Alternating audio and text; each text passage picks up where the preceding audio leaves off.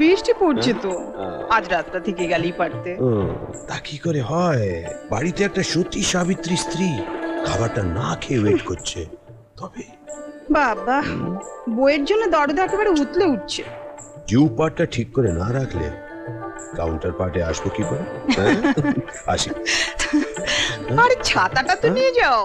ছাতা দাও।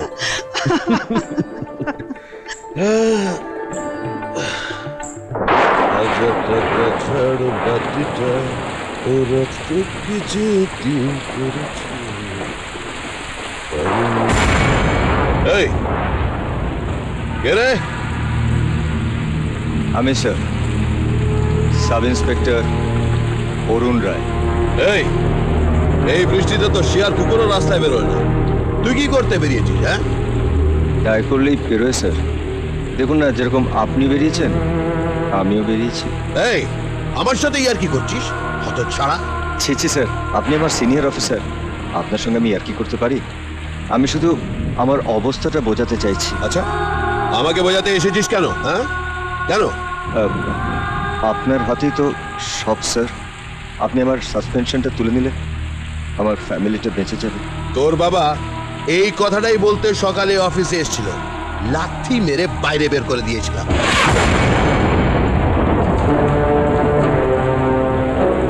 জানি স্যার, অন্য সময় হলে আপনার খাল আমি খিচে নিতাম, কিন্তু এখন আমার হাত পা বাঁধা। তাই আপনাকে দয়া করে বলছি স্যার, আমার সাসপেনশনটা তুলে নিন। এই তুলে না নিলে তুই কি করবি? আমায় মারবি? আপনার গায়ে আমি কি করে হাত তুলবো স্যার? না না না, তুই মার, তুই মার। এই অরুণ রায়, মার না আমাকে। এই মার না, মার মার সালা আমাকে। আরে সালাম, আমাকে শোনাচ্ছিস কথা? আমাকে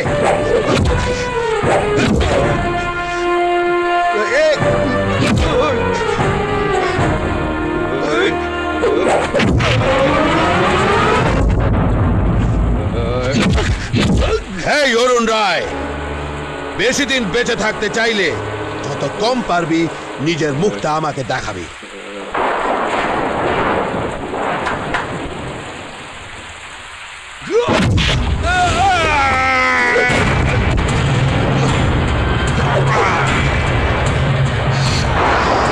আমাকে মারবি তুই?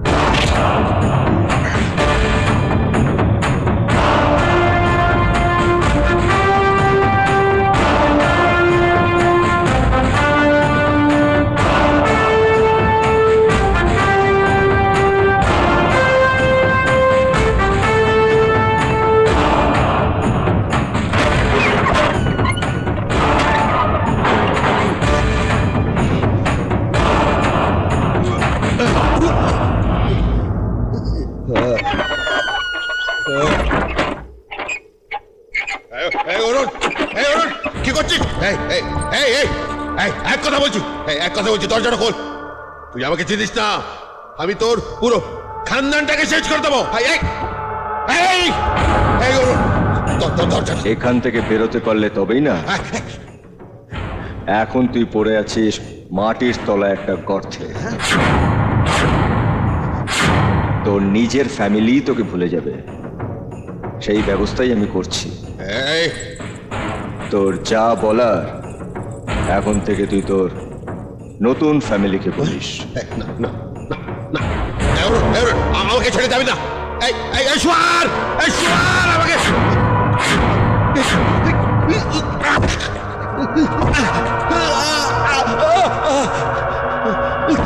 আমাকে বাইরে বের কর। এসপি বলরাম ঘোষকে মেরে তুই আন্ডারগ্রাউন্ড করে দিয়েছিস? আচ্ছা খেয়ে নি। আমার না শুনে কেমন হাত পা ঠান্ডা হয়ে যাচ্ছে। এই সালা মাল কাজ করছি না রে। শোন, এই চাবিটা ধর, এখন থেকে ও সব দায় দায়িত্ব তোর। নে ধর। শোন, ভুলেও দরজা খুলবি না। খাওয়ার দাওয়ার যা দেওয়ার দরকার সব বাইরে থেকে দিবি। আর একটা কথা, এই কথাটা শুধু তোর আর আমার মধ্যে থাকবে, আর কেউ যেন জানতে না পারে। আর পুলিশ? শহরের এসপি গায়েব, পুলিশ তো সারা শহর ছুঁড়ে ফেলবে। সেই ব্যবস্থাও করে ফেলেছি। শোন, কাল সকালে এই চিঠিটা এসপি বলরাম ঘোষের স্ত্রীর হাতে দিয়ে আসবি। এই চিঠিটাকে যদি পুলিশ একবার বিশ্বাস করে ফেলে, তাহলে আমার কাজটা অনেক সহজ হয়ে উঠবে। কি আছে এই চিঠিতে? আমার বাঁচার রাস্তা। প্রিয়তমা সুনন্দা, এই চিঠিটা পড়ে তোমরা অনেক অবাক হবে। শেষ পর্যন্ত এই কাজটা করতে পেরে আমিও খুব অবাক হয়েছি। আমি ভাগ্যবান কি ঠিক এই সময় এক মহাত্মার দর্শন পেলাম, যে আমাকে এই পাপের পৃথিবী থেকে তুলে নিয়ে গিয়ে নিজের গুহাতে স্থান দিলেন, দেখালেন আমায় শান্তির পথ। আমি পাপের খরচ ছেড়ে সন্ন্যাসী হয়ে গেলাম। যেখানেই থাকুন উনি যেন সুখে থাকেন। কাল সন্ধ্যেবেলায় ফোন করে বললো ফিরতে রাত হবে, সারা রাত এলো না। আজ সকালবেলায় একটা লোক এসে এই চিঠিটা দিয়ে গেল। দাদা এরকম একটা ব্যাককেলে কাজ করলো কি করে? একবারও বৌদির কথা ভাবলো না? ওইটুকু দুটো বাচ্চা নিয়ে কি করে থাকবে? মায়ার টান, বড় টান রে ভাই। যাকে খুশি টেনে নিতে পারে। আচ্ছা, বিশ্বপ্রিয়া কি খারাপ ছিল? তবু নিমাই ঘর ছাড়লো। স্যারের গাড়িটা ট্যাংরায় একটা চামড়ার ফ্যাক্টরির সামনে পাওয়া গেছে।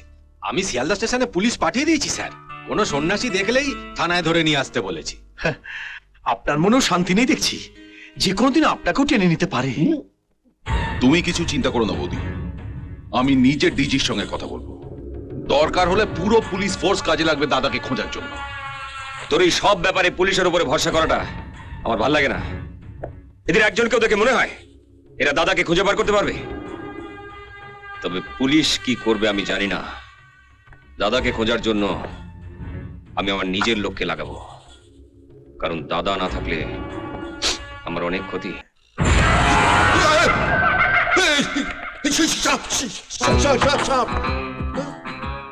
Good morning.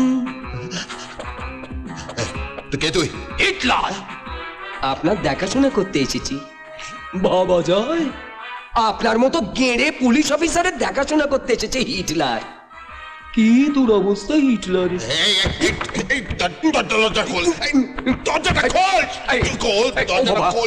সাগরের মতো তেড়ে আসছে, ঘুরতরে নাকি?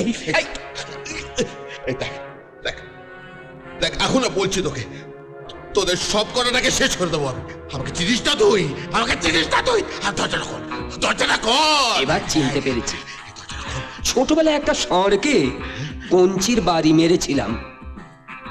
শুনেছিলাম তার একটা বাচ্চা আছে। আমাকে গুঁতবে বলে নাকি খুঁজছে। তুমি সেই বাচ্চা। এই দেখো, এই দেখো, এই দেখো, দেখো তোমার জন্য কত কি আয়োজন করেছি। কাশী বিশ্বনাথ থেকে গোটা একটা জলের ট্যাঙ্ক তুলে নিয়ে এসেছি। কি করে জল খেতে হয় শিখে না। দেখ চেক।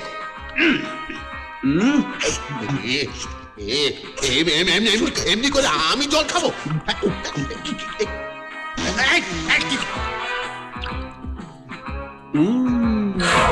সোয়ার, তুই দরজাটা খুলবি কিনা?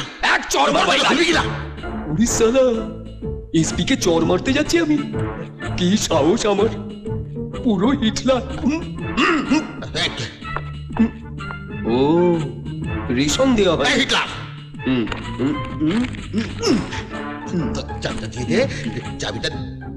রাতেরটা আলাদা করে নি, এ বেলা দুটো ও বেলা দুটো, সরকারি নিয়ম।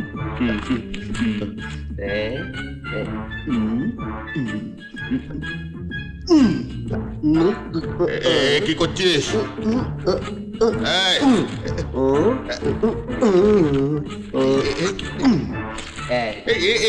এটো রুটি দাও, এটো লোপো লোপো লোপো।